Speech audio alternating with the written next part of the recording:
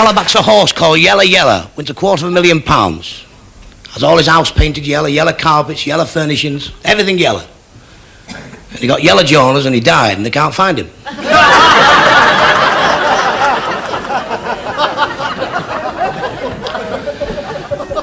Fellow walked in a boot and shoe repair. He said, I've come for my boots. He said, when do you leave them? He says, 1933, Wednesday afternoon, September the 15th.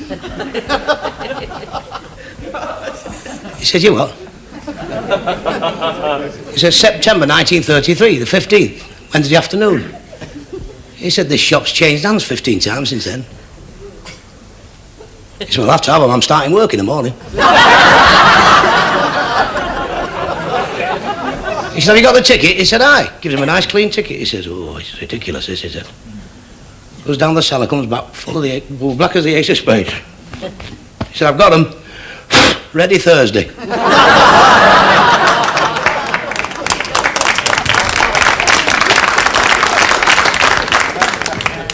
Magician working the big liners, doing all his tricks, and a parrot on the side there keeps saying, it's up his sleeve, it's down his jumper, it's up his trousers leg. Queers the act.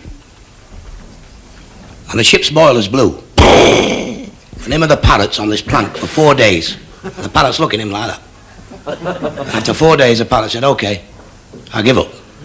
What have you done with the ship?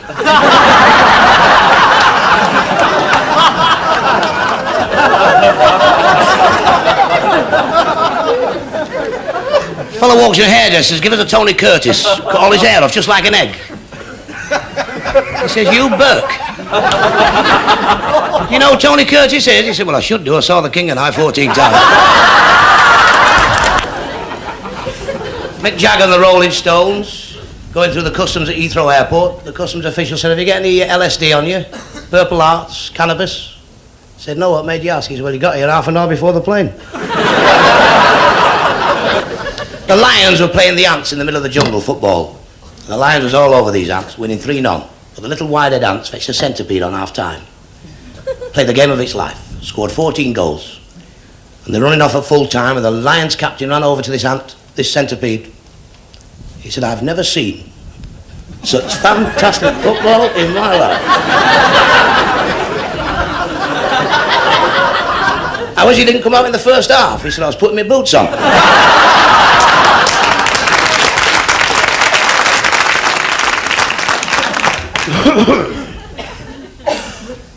Hairdresser's winner in Liverpool, Beetle haircut, sixpence. This fellow went in, he cut all his hair off. He said, hey pal, he said the Beatles don't have their haircut like this. He said, they do if they come in here.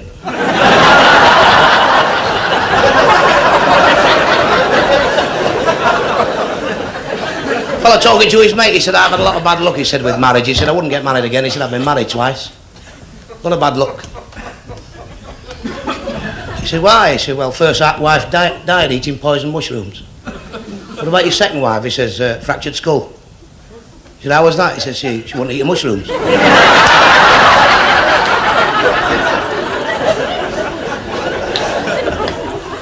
Fellow walks in this pub, pinches a boomerang off the wall, the landlord cops him, and he shoved it up his jumper, you know. Slung him out 78 times.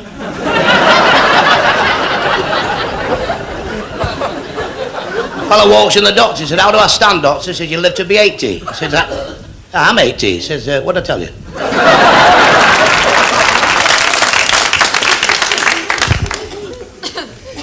On site, Granada comes to Wythenshawe Estate, Manchester. Get the picture in the studio, Councillor Smith, Councillor Jones, Councillor Brown. Sat in champagne bucket chairs, smoking King Edward cigars, sipping Napoleon brandy, fitted carpet, the best of everything. Where's the punters on Wythenshawe? In the pouring rain. Hey!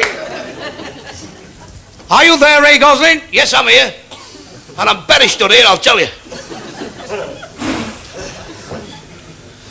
Are we on the air yet? We're on now. Good evening.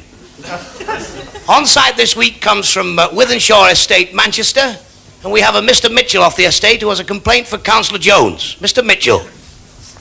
Thanks very much, son. Thank you. Councillor Jones, can you hear me? Yes, I can hear you. It's about our roof. Yes, we want one.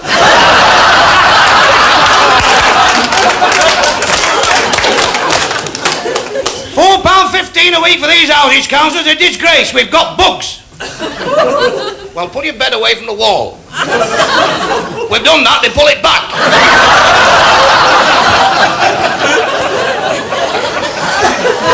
I threw a bucket of petrol on them the other night to come out on motorbike.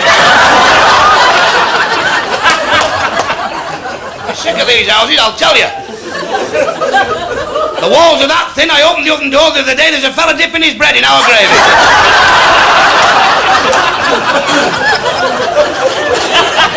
And another thing, councillor, I think I'm the only one that works up here. There's some right layabouts live on this estate, I'll tell you. The fella next door to me, last job he had, school prefect.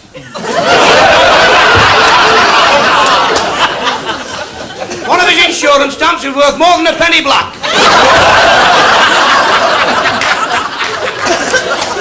He's been on the dole that long, he goes to the staff dances.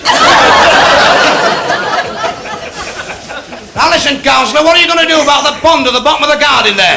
What are you going to do about that pond? I've been complaining about 14 years about that pond. Now you're doing nothing about it. Well, Mr. Mitchell, can I... What are you going to do about that pond? Can I speak? What are you going to do? Well, Mr. Mitchell, if you don't let me speak, I won't be able to tell you. Now just settle down, please. We know all about this pond. And we had a meeting only last week, the Town and Country Planning, about this pond, Mr. Mitchell. And we're going to send you 3 ducks. Lancashire lad goes to the vets, flat cap, white raincoat, galoshes, woodbine. He said, I've come about me cat. It's poorly. He says, is it a Tom? He says, no, I brought it with me, he said.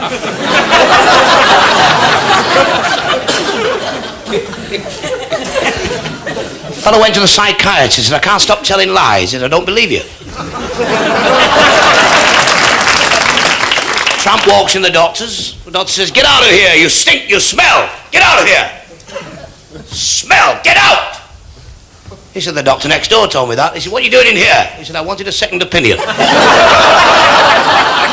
Little old woman goes in this greengrocer's shop. She said, £5 of potatoes. He said, will you take King Edward? She said, no, let him come for his own.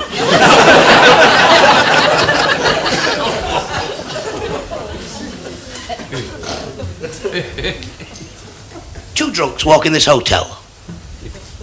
Well sloshed. Straight up to the reception. He says, come here, pal. Have you got a room with 2 single beds in for me and Charlie? He said, certainly, sir, room 309. And they're both that drunk, they can both get in the same bed. He says, Charlie, that fella's twisted, does. He said, we're getting 2 single beds, there's someone in bed with me. He says, Fred, there's someone in bed with me, I know. He said, well, I'm going to sling mine out. And he gets hold of Charlie and bang, right down the wall. He said, I've slung him out, Charlie. He says, Fred, mine slung me out. He said, well, don't bother. Get him with me.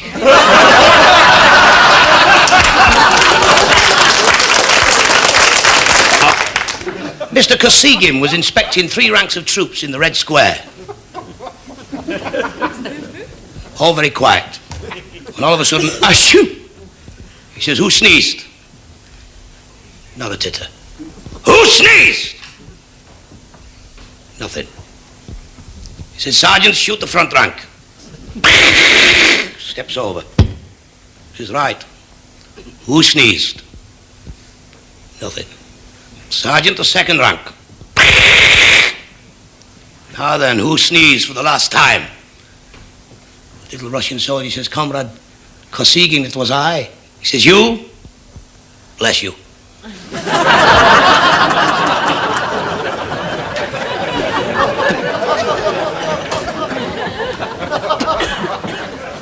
Beethoven's Valley went in, he said, I'm leaving you. He said, how do you mean you're leaving me? You've been with me 22 years. He said, I'm sick of hearing you playing the piano morning, noon and night. It cost me £6 a week for Aspros. He said, you can't leave me after 22 years. I get my inspiration from you. He says, me, don't make me laugh. Ha ha ha ha.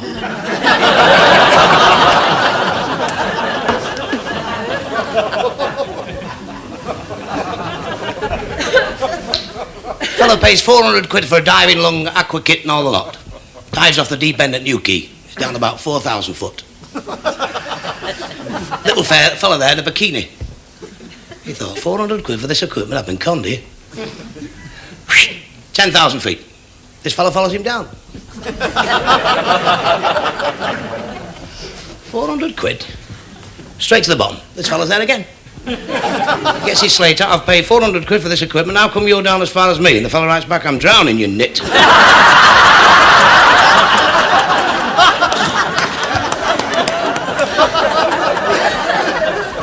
Family on this estate wouldn't pay any rent, so they sent the bailiff up with a blue paper, summons, under the door. They had a pair of bellows the other side, blew it back. So he shoved it under again, they blew it back again. It's gone on for about 4 hours. Texted the summons back to the town hall. He said, you get the rent? He said, no, and I wouldn't pay any rent for a drafty bloody house like that.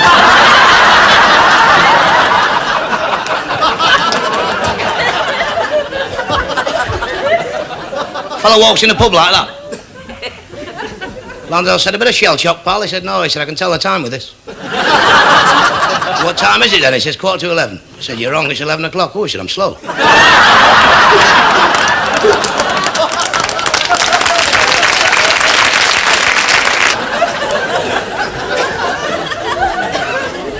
Mr. Kosygin's going round this big factory with Ted Heath. He said, what time do they start work here? He said, well, they start about 8 o'clock, clocking on, he said. In Russia, they start at 6 o'clock in the morning. Any breaks?